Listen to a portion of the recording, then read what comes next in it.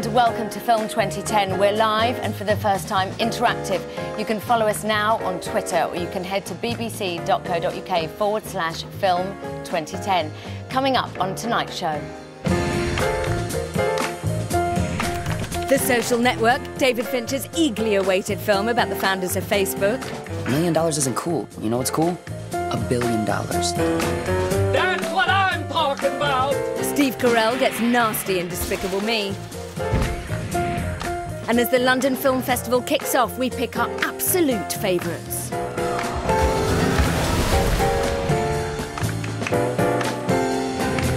First tonight, The Social Network. The film brings together two Hollywood heavyweights, writer Aaron Sorkin, creator of The West Wing, and David Fincher, director of Seven and Fight Club. Based on the book The Accidental Billionaires, the film tells the story of Mark Zuckerberg, the boy who at 19 created Facebook.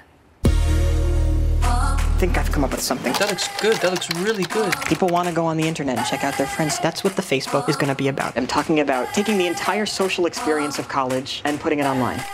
The Social Network is about what happens when the people who created Facebook become successful too quickly. Site got 2,200 hits within 2 hours? 22,000. Wow. Facebook was invented by 19-year-old Harvard sophomore Mark Zuckerberg back in 2004. We did it. And this is about the two lawsuits that were brought against him at the same time. One by 3 other Harvard students claiming that he stole the idea from them. What, do you want to hire an IP lawyer and sue him? No, I want to hire the Sopranos to beat the shit out of him with a hammer. We don't even have to do that. That's right. We can do that ourselves. I'm 6'5", 220, and there's 2 of me. The other by his best and perhaps only friend who claims that he was screwed out of the company in a horrible act of betrayal. Are you all right? I need you. I'm here for you. No, I need the algorithm used to rank chess players. This is a story about many different truths and 3 different truthful looks at one situation where everyone is right and everyone is wrong. Action! With Sorkin's sharp dialogue perfectly complementing David Fincher's direction, the film's already tipped for awards. Okay guys, say the lines really loud. Ready? And take 4, 1:15. Action. The cast includes pop star turned actor I'm Sean Parker. Justin Timberlake. My character comes in the film about halfway through and, at lack of a better term, kicks it into 6th gear and madness ensues. You think you know me? I'm an entrepreneur. You're unemployed. I wouldn't say that. What would you say? That I'm an entrepreneur. Well, then what was your latest preneur? Well, I founded an internet company that let folks download and share music for free. Kind of like Napster? Exactly like Napster. What do you mean? I founded Napster. Sean Parker founded Napster. Nice to meet you. Anyone who's in our industry is sort of in awe of what the brilliance of Aaron Sorkin. He really, from A to Z, doesn't waste a beat connecting the dots of each layer of your character. I asked what your plan was. The dialogue is so complicated and interesting, and the first time you view it, it's funny and dramatically interesting, and then the second time you view it, you get so much more, and the third and fourth time, you can maybe pick up some of the commentary he's making, you know, about a generation and about technology, and it's difficult to kind of understand all of that the first time you watch it. And background in action. Mark! He's wired in. Sorry? He's wired in. Oh, is he? Yes. How about now? You still wired in? I think Mark still feels lonely, in some ways more lonely than he was in the beginning of the movie, where he's forced to engage with roommates and friends at college. Mark? And as he gets more control and power, he is able to, in some ways and tragically, control people away from him. You better lawyer up, because I'm coming back for everything. I'm shy. I feel awkward in social situations. They don't want you. They want your idea. I think we all feel like we don't belong, and I think that's what people are seeing. They're seeing themselves in all of these characters, and what one super genius did about it, which was invent a new way to socialize so that he could be comfortable talking to people and that he could present the version of himself he wanted the world to see. The internet's not written in pencil, Mark, it's written in ink. And you published that Erica Albright was a bitch right before you made some ignorant crack about my family's name, my bra size, and then rated women based on their hotness. Now, every week I'm going to be joined by the brilliant film journalist Danny Leigh. It's quite a weird film to start the show with because, well, I thought it was brilliant, you thought it was brilliant. What's fantastic is the script. The star is Aaron Sorkin's words, if you like. Even the opening scene, the dialogue is sharp. It's clever, it's convoluted, it's compelling, it's layered. He's dumped by his girlfriend in the first scene. And once you're in, you suddenly think, oh, this is brilliant. I love The West Wing.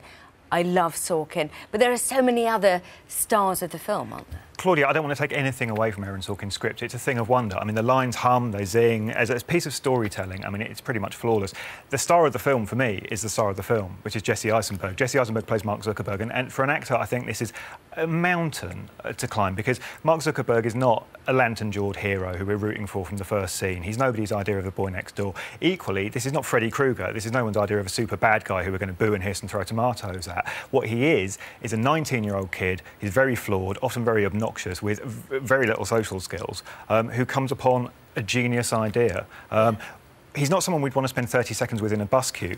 What the Social Network does brilliantly is it invites us to spend over an hour and a half in his company, and we want more at the end of it. You mentioned his performance. Andrew Garfield's also excellent, and Justin Timberlake. And I was all ready to say, listen, mate, can you just carry on singing? What are you doing in a film? He's very good as the creator of Napster, because he plays a very unsympathetic character, doesn't he? Absolutely, and what all three of those parts do, actually, particularly Justin Timberlake as Sean Parker, is give an idea of a new generation of financial wizard and masters of the universe. In Britain, we're used to the idea of Alan Sugar, and we're used to the idea of Richard Branson, and men who have made it, men of age and gravitas, you know, business gods almost. What we have here are 19 and 20-year-old kids making up stuff in their bedrooms at college and changing the world, actually, for better or worse. What's also so extraordinary is it's so recent. I mean, this top is older than the idea of Facebook. I apologise for that on so many levels. But does that matter, that it's such recent history? No, I think it's one of the things that makes the film so remarkable. I mean, cinema generally is not good at keeping pace with events. It's a lumbering beast, cinema. And one of the amazing things about The Social Network is that it's actually managed to turn around, well, as you say, I mean, incredibly recent events, actually. And it's made them, it's kept with them.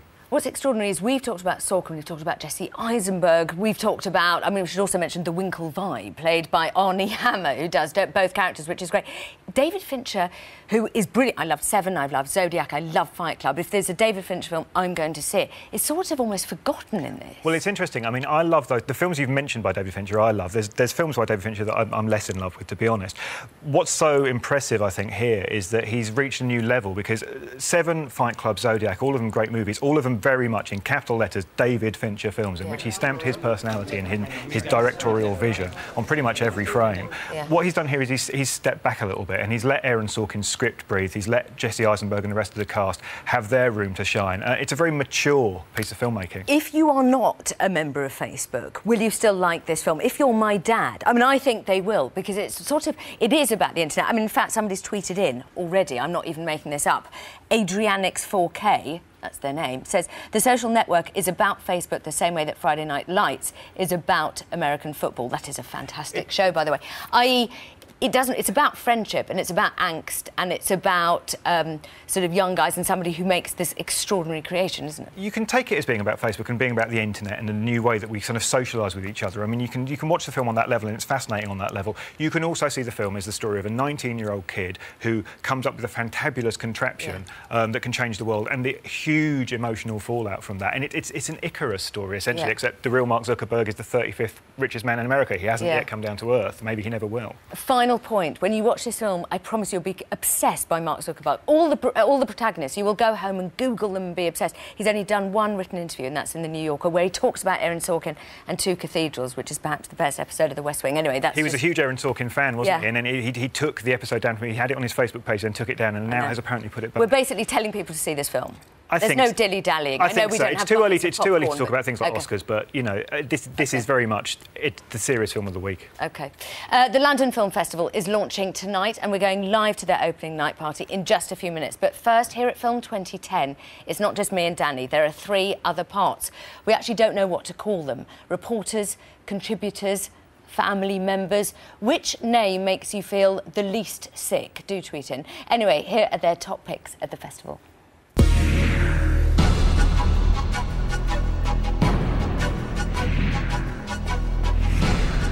As far back as I can remember, I always wanted to be a gangster.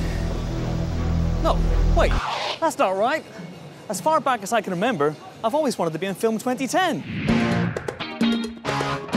By day, I'm a mild-mannered reporter for the world's biggest film magazine. You know the one. But by night, I'm an unashamed geek, stupidly obsessed with film and pop culture. I'm the sort of guy who talks almost exclusively in film references. You know, stuff like, as far back as I can remember, I always wanted to be a gangster. How geeky am I? Well, I'm wearing Darth Vader trainers. So what is the London Film Festival? Well, it's a film festival in London, but more than that, it's become one of the heaviest hitters around, worthy of mention in the same breath as Berlin, Venice and Cannes. It's something of which the whole country can be proud. Two films I'm particularly excited about at this year's LFF are Danny Boyle's 127 Hours. All you have to remember is that everything will be okay. A grueling true-life tale of survival in which James Franco's climber gets stuck and has to escape via the only means possible, chopping his arm off with a rusty penknife. Yikes. Sorry, I had to go to the toilet. I'm okay now. And on the other end of the spectrum, Submarine is a gentle British coming-of-age comedy directed by Ayawadi, who you might know best as Moss from the IT Crowd. Okay, just don't open them, I'll tell you. Stay there. Promises plenty of laughs and the odd tear. What now? Yeah. Fucking hell, you're a serial killer. But hey, don't just take my word for it. I may not be quite so intimately acquainted with Lord Vader's footwear, but I can tell you the number of times Jeff Bridges pours himself a whiskey and milk in The Fabulous Baker Boys, or the exact moment in Sherlock Jr. where Buster Keaton breaks his neck while filming and just magically keeps on acting. On the other hand, I'm not a big fan of Pixar, or the hammier end of British films. 90% of films released are rubbish, but the 10% that are good make me happier than I could possibly describe. This year's festival looks really strong, but I'm particularly excited about two films. The first is a newly restored print of David Lean's epic, Bridge on the River Kwai. Must we build them a better bridge than they could have built for themselves? Winner of 7 Oscars, including Best Picture in 1958, it had a notoriously damaged print, so it'll be really exciting to see what the restorers have managed to do with it. The other film I'm dying to see is Howl, about the beat poet Allen Ginsberg. Would you say that Howl, the poem by Ginsberg, is obscene? Yes. These kinds of films, offbeat biopics, are notoriously hard to get right, but when they do, it's magic. But don't just take my word for it. Hi, I'm Charlie and I'm the token blogger. So obviously I haven't seen any movies released before 1987 and I like most stuff to be in 3D. But I have seen Eurotrip about 27 times and I'm a total David Lynch apologist. Can't wait to see Darren Aronofsky's Black Swan at the LFF. Our new Swan Queen, the exquisite Nina Sayers. It's not often you get a thriller about ballet. Watch the way she moves. Sensual. She's not faking it. Seducers! Attack it! Attack it! Come on! Apparently it's a bit over the top. But enough from us. What do you guys think?